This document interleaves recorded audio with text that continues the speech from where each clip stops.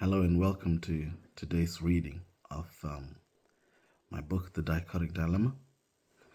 I must say I feel rather emotive on this particular day because I, um, I I woke up with a sense of feeling that is the confluence, um, or at least time right now of my existence is at the confluence, the meeting point of so many things that I've believed in and have feared, juxtaposed against hopes and aspirations. And it's like a meeting point, um, the crossroads of destiny, if you wish, and not really sure where things are going to go. But the generality of human existence can be like that, unless you live in a very stable environment, which is what a lot of Western countries have enjoyed um, since the Second World War to some extent, other than some skirmishes in Eastern Europe. But the Western world has lived in relative peace, and the descendants have enjoyed it greatly. And yet, it seems the world, well, the world, predominantly the European world, is moving helter-skelter towards more conflict, as you have in the United Kingdom, for example, compulsory, seemingly, conscription being mooted or talked about as a possibility for the fighting age population, as an act of preparedness against the aggression of Putin and Russia. Now, this is a very complicated position for myself because, well, in the first instance, I'm not a coward, but at the same time, I have fashioned myself as a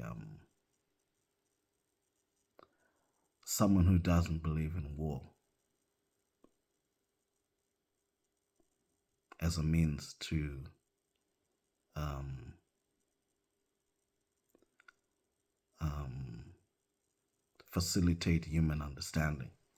Because I think it's Karl Marx who said that war is politics by other means. So all war means is that there's been a breakdown in communication, a failure to come to resolution. And going back to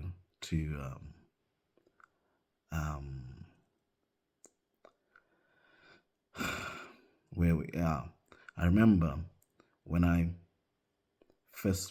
met the lady who's the mother of my children, I had conversations with her about my fear of having children and bringing them to this world because it's such a cruel world.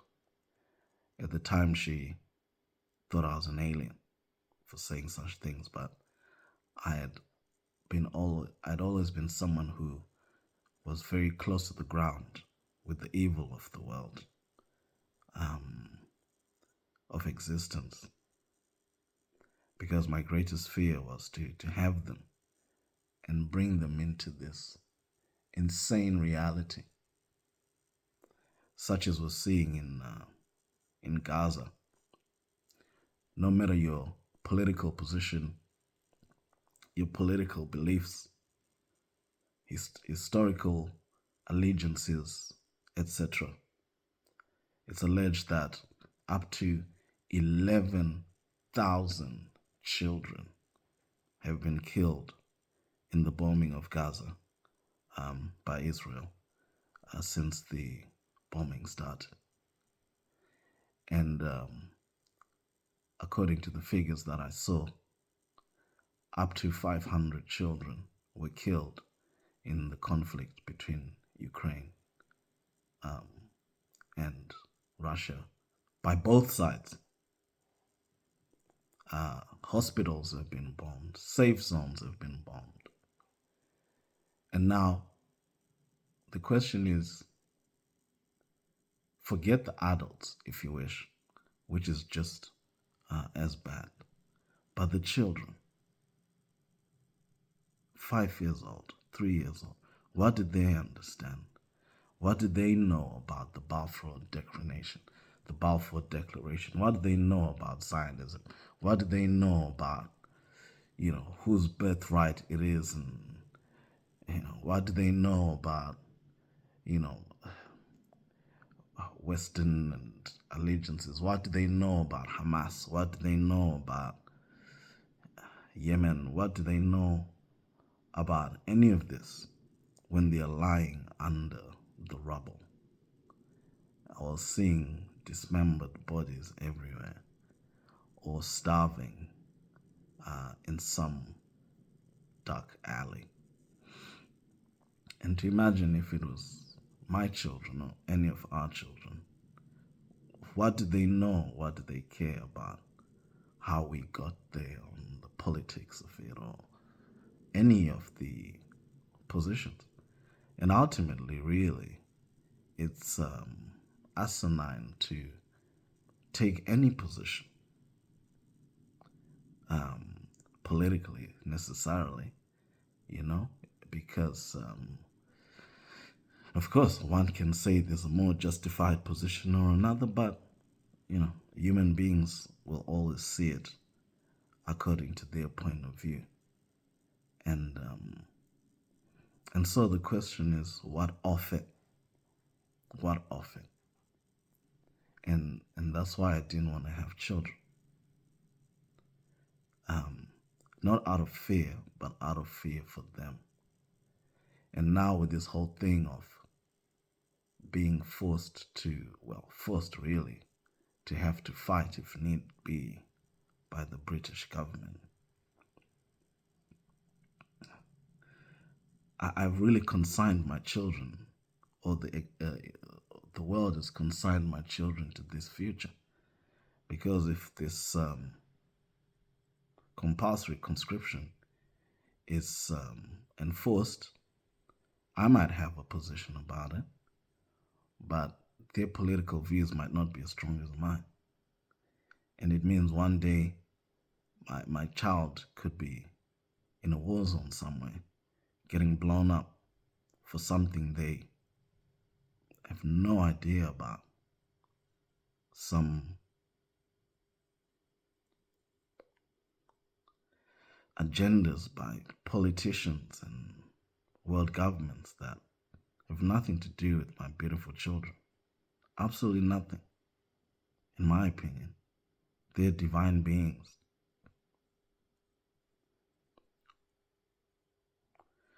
And if this supposed war escalates with Russia, then the future that I feared for them has manifested, along with many other ugly things that have manifested already in their existence. So it's a time of deep contemplation for myself, and the question is, when is it going to stop? When is it going to stop? It seems these politicians are getting even more rabid, even more psychotic. The bloodlust is astronomical. People are getting penalized just for asking for peace and a ceasefire, not for political reasons, for humanitarian reasons. More journalists have been killed in this war supposedly as a cumulative total comparative to uh, the journalists and uh, the the total of many other wars just in this conflict. So it's indiscriminate, and it shows a total um, um, a total sense of invulnerability, and it's all going on under the watchful eye of the supposed moral bar of humanity, because that's how a lot of Western nations see themselves, as the moral bar of for humanity. And that's not something I'm necessarily contesting. I'm just saying that that is the facts as they stand. You can only imagine if China or Russia were um, operating in the same capacity, and how they'll be getting reprimanded by the Western powers. So really, all it is just a demonstration of this phenomena here that I proposed. So on an intellectual level, I completely understand, but there's an existential impact. That's all there is. So that's what my philosophy tends to explain and expatiate and elaborate. And I hope that in this way it does. Because um,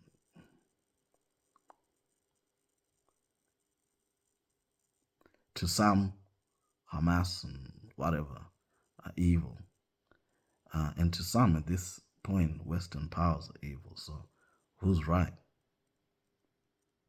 You see? And both can bring out a whole plethora of evidence to prove the point. And South Africa has taken Israel to the International Court of Justice.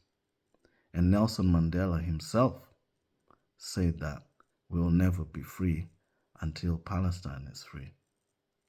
And of course, he was called a terrorist. But upon his death, he was probably one of the most beloved black men in the Western world. So who knows? In any case, so today, an interesting, I had an interesting reflection yesterday, and I remember watching Oprah Winfrey on one of her shows, and she was being interviewed, and she said that her brand for her company is love. Her brand is love. And that's what they're selling, if selling is the right word. And I found that fascinating. Love.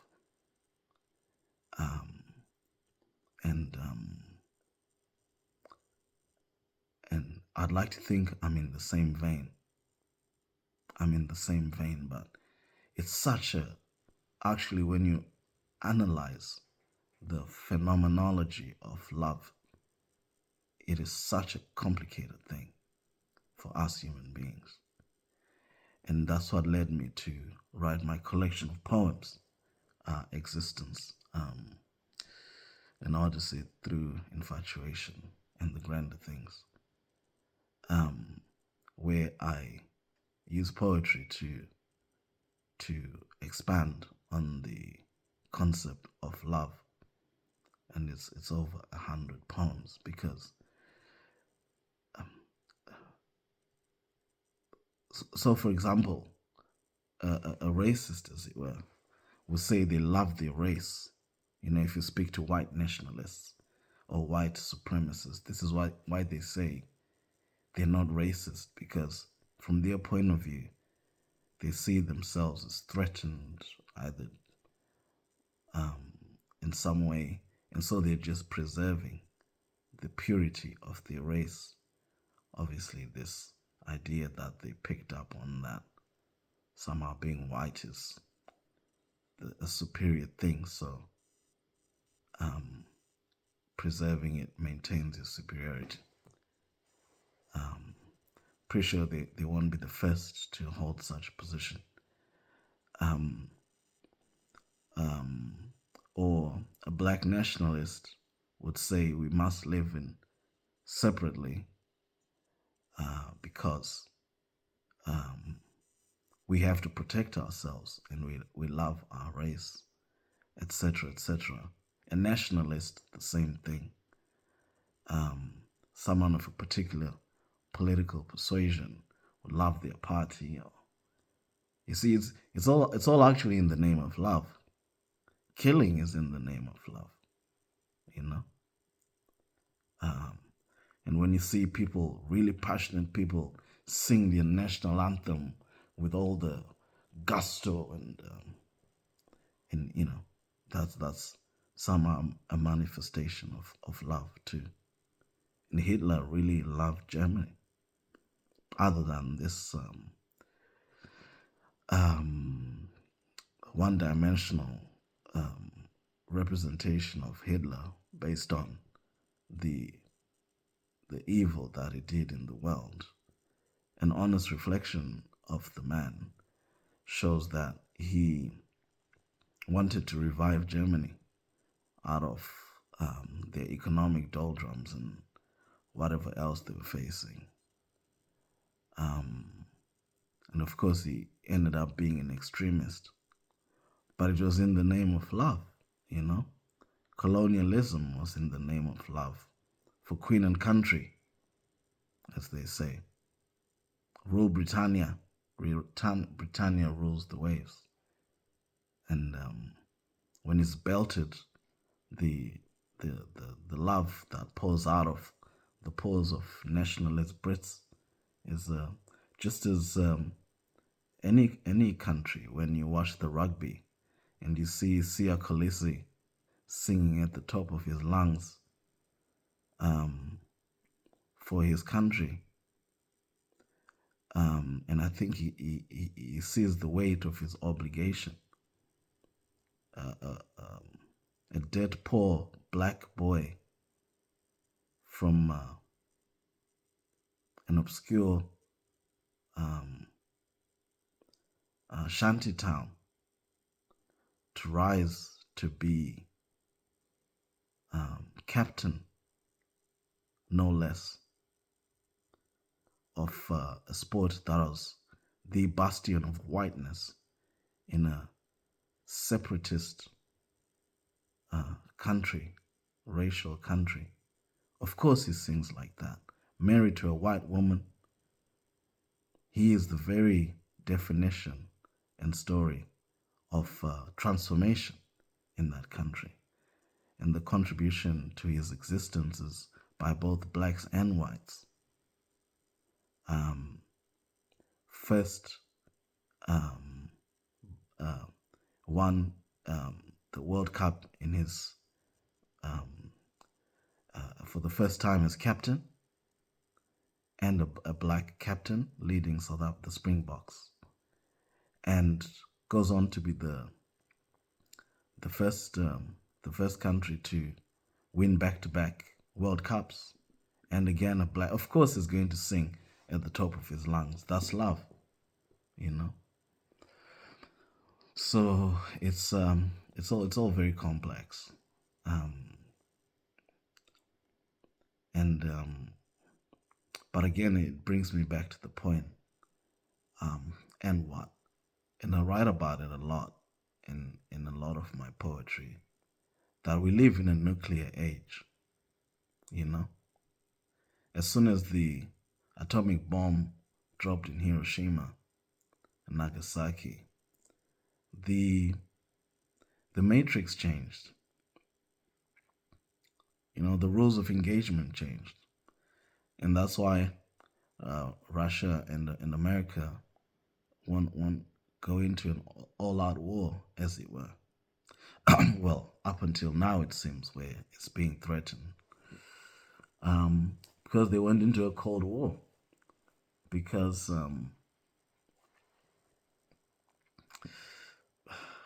the level of devastation is at a different scale, seemingly. Though, when you hear of these bunker busters, it's relative, really, in this chemical, biological warfare. I always find it odd when these politicians, and Barack Obama was like, said, the fine line is chemical warfare. I'm like, well, what's the difference between being blown up with a Tomahawk missile or chemicals? I mean, it's still all pretty uncomfortable, quite frankly. So, anyway, from one perspective, it's all psychotic. And from another, apparently that's human existence. And so again, I will have to say, um, um, when is it going to stop? When is it going to stop?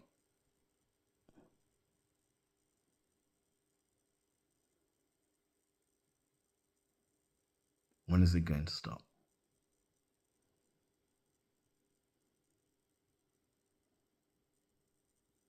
Because I don't think these politicians realize it. Maybe they do. And even if the case is someone is making so much money through war, I mean, what is it worth? Unless you take money with you when you die. I mean, what is it worth? I mean, I get living a comfortable life. I really do. I like comfort. I like luxury. Um, but you're not gonna take it with you, even if you have 30,000 trillion in your bank account. It's when you die, you die. Really, I don't unless I miss something. Steve Jobs left it. You know, he left it. Only his 50s. Didn't even get into his 60s or 70s, 80s, and have an expanded time of enjoying supposedly all this money. And there's nothing wrong with the money, of course. But it's so if you're making you whatever they call it, you buy and sell your shares or whatever when a war starts and you make 30 million as people die, yeah, great, but so what?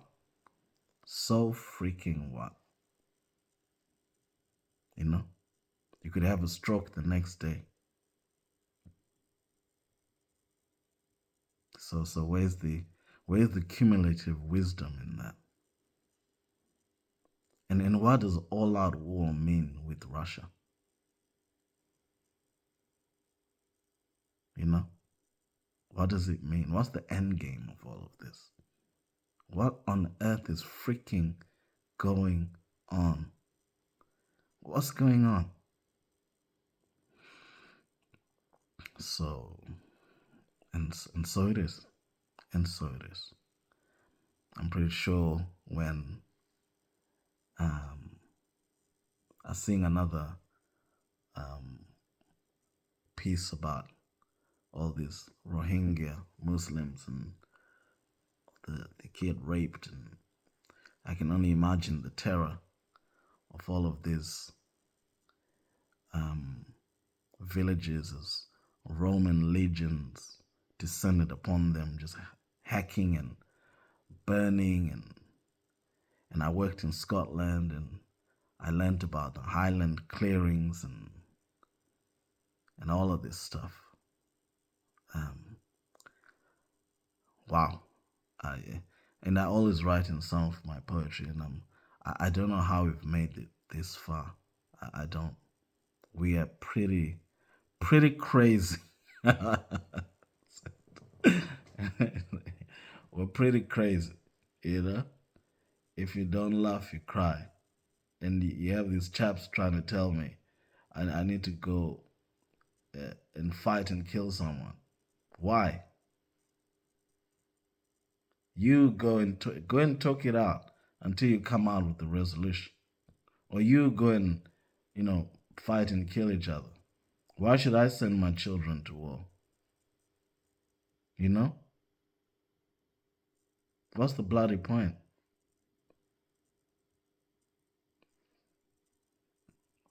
There have to be better ways of solving this. I'm not shooting or killing anyone. I'm just not doing it. And if I have to be the first one to whatever they're going to do, um, deport me because I'm first generation um, British, if they're going to imprison me, if they're going to torture me, if they're going to um, freeze my bank accounts, if they're going to pillory me for being a coward, if they're going to use the mass media to brainwash people to convince them to go to war on me, if they're going to shoot me in the head, then fine. What I'll tell you is I did not incarnate in this particular time to kill anyone. Just not going to do it. It's just stupid.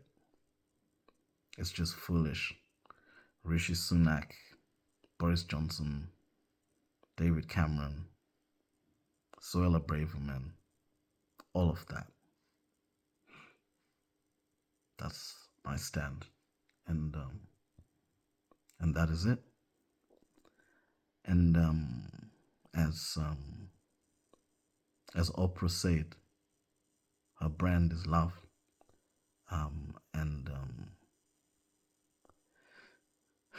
and I'll say it's in the same vein, pure love for humanity, for existence, for life, or at least I aspire to it. And where I come short, I learn, or I try. But I'm not killing anyone for nonsense, in my opinion. And if they're saying that Russia is a threat, well, then let the politicians find it between amongst themselves to sort it out. There's two sides to every story. I'm not here in defense of Russia or China or anything. I love England. And the thing about having a critical position is people say, well, oh, if you don't support it, then leave. Or if you don't, critical analysis is what everyone needs to be capable of doing. Every citizen, if you listen to the wise sages of the past, they told you that an informed citizenry is the surest preservation for democracy. We have to be able to critically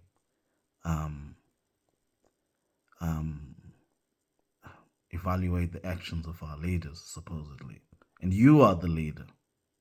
There's no leader, especially in a democracy. Because if you join a party and you become the leader of that party and you win the election, you are the leader. So really there's no difference between you and the prime minister, just a few stages. And even more so, you're the leader in your community, in your home, in your life. And even more so, in dictatorships, that's why they're dysfunctional, or monarchies, it's unquestionable power. And you get killed for challenging.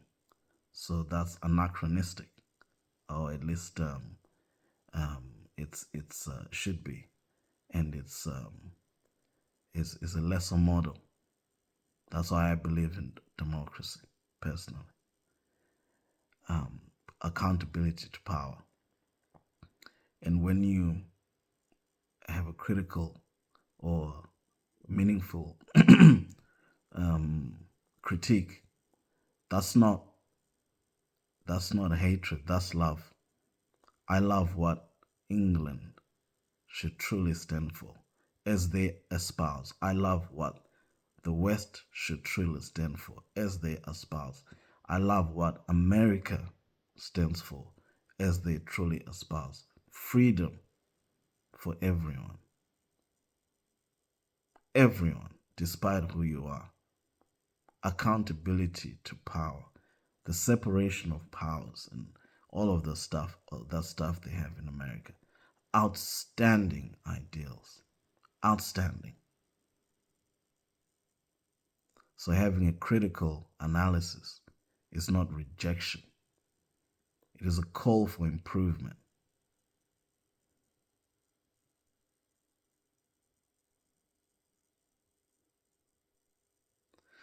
And so I think my point is made this morning.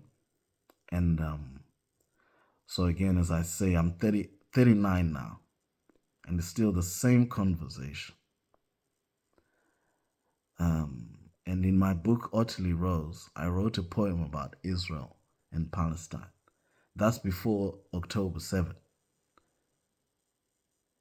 And so it seemed premonitional when I was reading it later on, as though, you know, it was an omen of the coming of this scenario. Because in many ways, I'd imagine that's what's contributing to this escalation. Because there'll be all these proxy wars in the background with Russia. And of course, we had the Ukraine thing already. It's only cranking up. And then I had the and then in my book, The Dichotic Dilemma, I'm pretty sure I have a poem about Israel and Palestine. And of course, this scenario precedes my birth. You see? So, and it's 2024, and it's still going. So, The Dichotic Dilemma was my initial reaction to human existence. And so it's like going back in time, you know? And so it's just frustrating in a way that life hasn't changed. Not that you'd expect it to.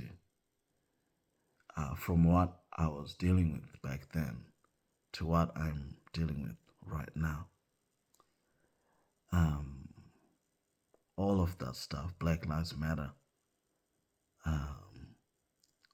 George Floyd, and all this stuff, it all happened at least a decade after the Dichotic Dilemma. And yet, the serendipitously, the poem I'm about to read next, based on where I was on the last reading, is, and at that time I felt as though the tension between racism with race couldn't get any worse. And it only intensified. You had Trump, you had Obama, then you had Trump, whose whole position, political position, was just anti-Obama. He didn't really have any political stance. It was just anything Obama did were undoing. I mean, and I know that's what these binary political parties seem to be doing nowadays. It's just you say this, no, we say that, and but it was even where it didn't make sense, and it was always funny when they did all that stuff, like going around and they say to people, "Oh, have you heard of the Affordable Healthcare Act?" And they'll say, "Yes." "Oh, no, of course." And they'll say, and then they'll tell the people what the Affordable Healthcare Act offers and proposes and things like that. And they'll all say, "Oh, that sounds really good," because, of course, America is meant to be a Christian country, and being charitable is supposed to be a very Christian notion. So, of course, on the surface of it, they'll be very comfortable with the idea. But as soon as they told them that the Affordable Health Care Act was Obamacare, "Oh, no, no, no, no, no, we can't have that." I mean, if you ever wanted a live representation of cognitive dissonance, It doesn't get any more beautiful than that, and that's just outstanding. So yeah, so still a square one, it seems. If Martin Luther King came now and Malcolm X or whatever, all those chaps, um, Patrice Lumumba,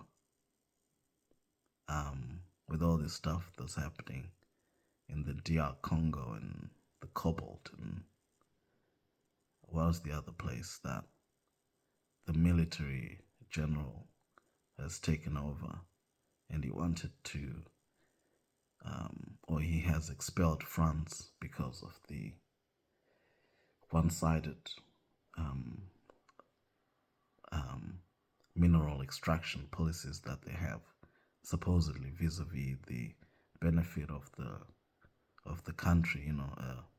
A pseudo colonization still, and the supposed assassination attempts on him, and I'm probably next at this stage, and which is something I'd always feared actually. I've had to temper my political rise for concern actually of being killed, because during my early years I studied the trajectory of everyone who seemed to stand against these powers and ideas, and they all seem to meet the same fate, black or white or anything. It's not really about color, it's about something else, seemingly some nefarious intent. And but I'm 40 now, and I could have a heart attack tomorrow. I could go into diabetic shock or something. I could get. I live in a fairly rural area. I could hit a deer and it smash my windscreen, and I die that way. So I probably should have known that you die anyway. But I think I just didn't countenance dying at 21. Like what's that chap? It was in the recent film Judas and the Black Messiah. The Fred Hampton in America, 21 years old. 21. Declared more dangerous than China and Russia by J. Edgar Hoover, and he must die, apparently. 21. Gunned down in his sleep, drugged. And with the fire in my belly, I know that would have been me, because I wrote the Dichotic Dilemma when I was 21. So I had to calm down a lot. But yet again, it's the same message. So it might make some uncomfortable. But I think now I'm ready to meet whatever fate, because I've lived a very, very, very good life, great life, And I think that all the experiences that I wanted to have, I've had them. So much so, extraordinarily so. God has been so kind. And I've left my legacy in literature and thoughts. I've even sent all my manuscripts to my brother in case anything happened to me. So posthumously, my human legacy is intact in this time period. And so I fear nothing at all. The shadows, those who will kill you in any plane, I fear nothing. And death is a must in this existence. It is the most certain of certainties. and our attachment to it is to life is an insanity, because death will come. So really what should matter is the quality of the life you live, the good you live behind yourself, really. But of course, free will dictates that you can do whatever the hell you want. And that's why, in some ways, this existence is a hellscape, as I'm sure all those under the rubble and etc. And I'm working with a charity in Uganda at the moment, and even with where I am and trying to assist with their financial pressures and children with nothing, supposedly in a material sense, in a world where so much is thrown away in the Western world, so much food.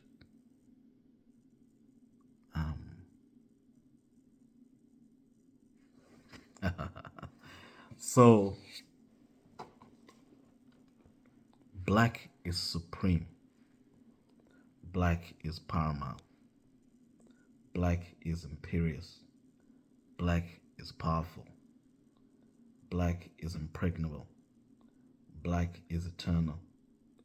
Black is me, and I am black, a black man. Black cannot be unleashed, for it holds a power so great that if unleashed, it will resonate and reverberate through the galaxy.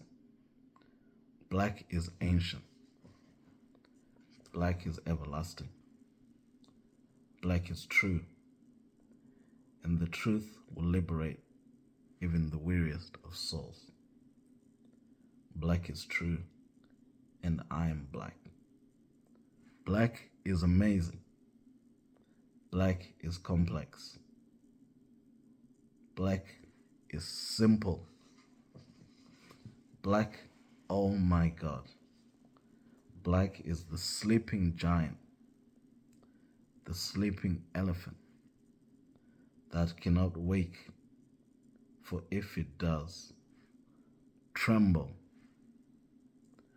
Oh, you better tremble, ye who drugs, rapes, belittles, and tortures me. Tremble.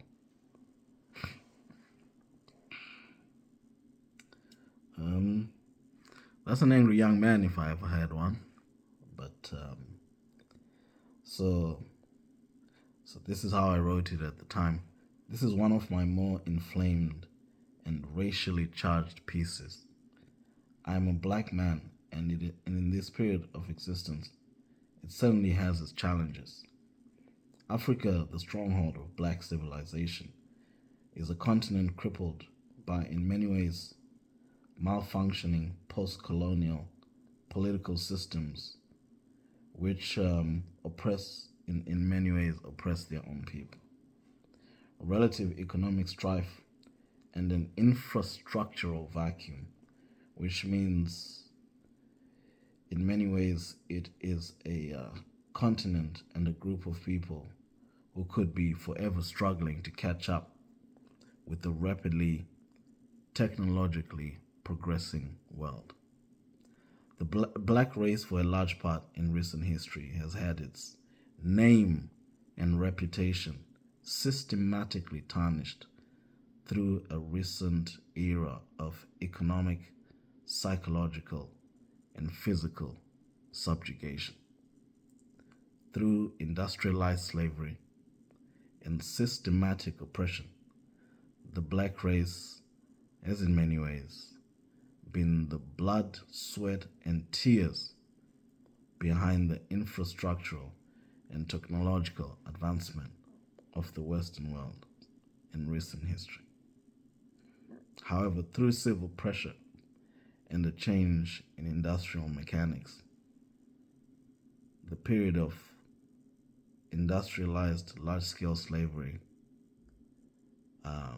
passed, coupled with an end of overt military and physical colonial imperialism for the greater part of the latter century.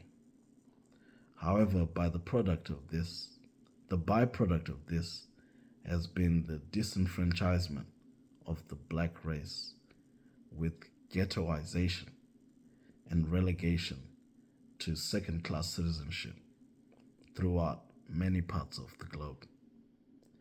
This also characterized through this period by years of systematic torture and social stigmatization and labeling that has left the black race with a less than honorable reputation by many accounts. This is what I'm writing against and emboldening my consciousness through this piece of writing.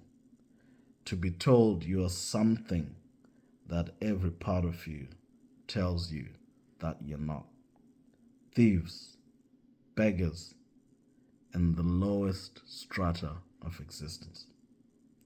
Yet it seemed to be evidenced in the presentation of the social stratification I was observing growing up.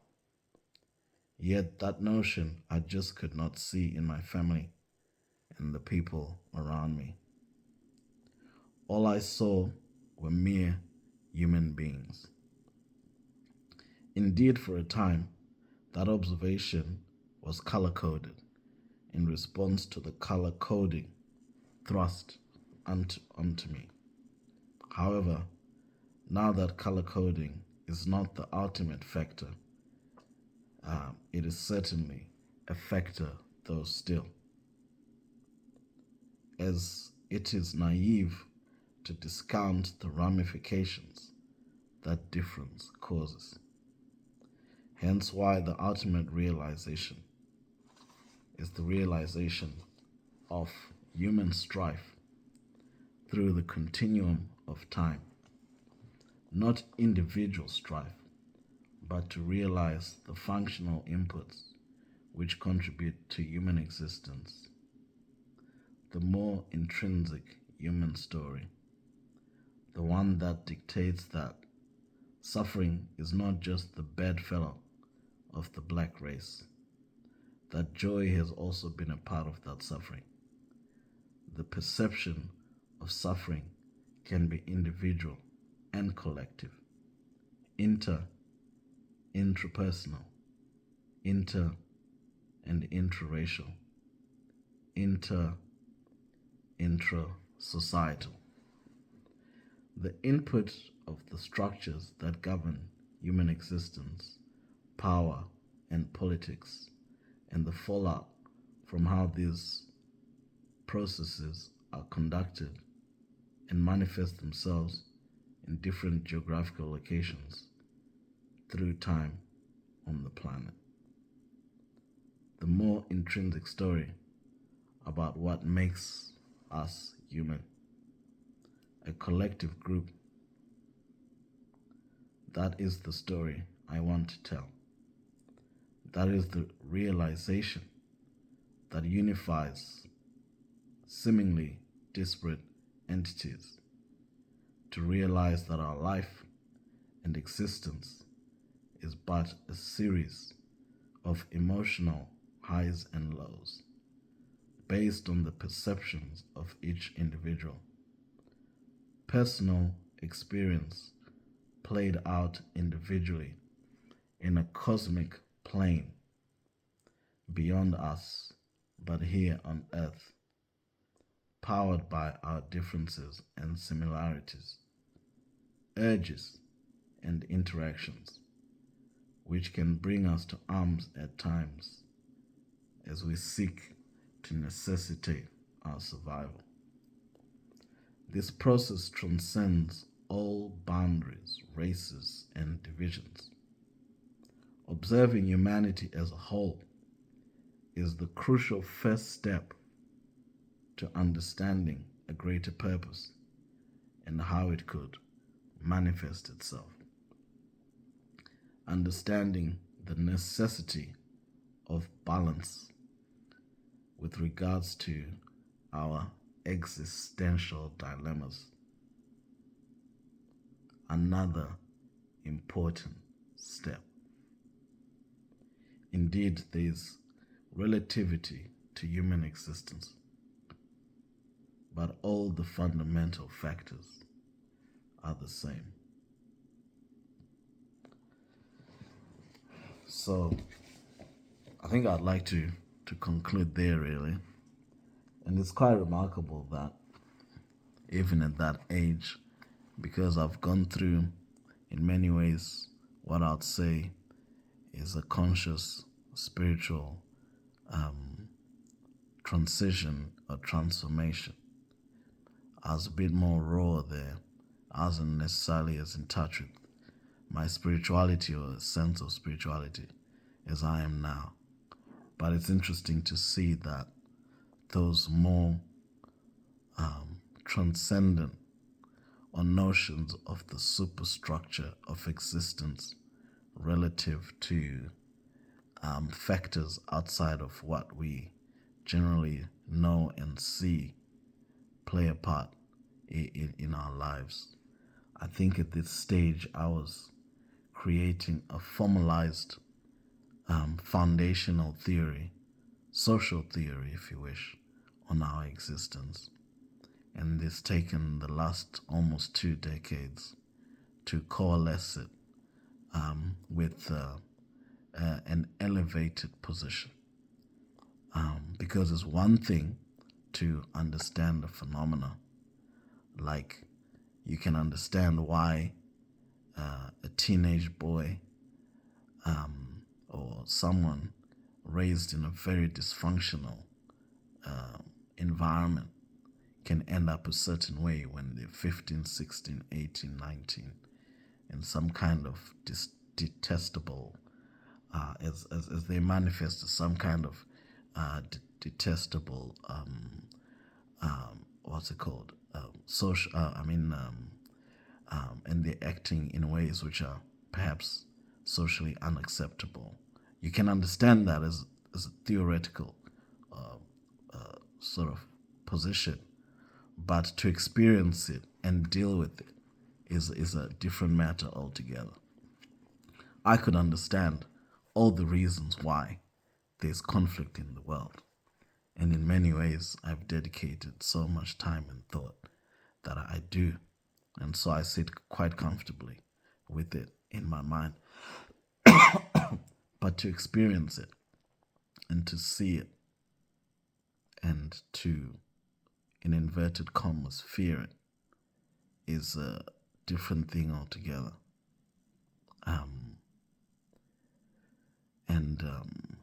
It's like if someone's hungry and or has no money and they steal your car, you understand in a way why they stole it, even though they shouldn't if they were desperate. But it's still not a good thing. And that's humanity in a way. And so we all need to sublimate. We all need to look internally and stop looking so much externally. But this has been a really passionate start to the morning. I must have been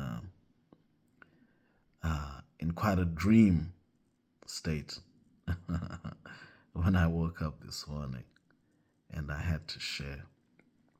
It's only, I think it's 4:30 a.m. in the United Kingdom, and it must have been weighing heavily on my heart what's happening in the world. But then it always has been. It always has been. It always has been. So, how are we any different? Why are we any special? Why should we not go through what generations and generations and generations and generations of human beings have gone through. Why? Well, I suppose I'll leave that question to you all today. So please like, share, and subscribe if you enjoy my ramblings. Thank you very much, and have a good day. Wherever you are, hope you can see the sunrise. Hope I can see the sunrise on my drive to work today.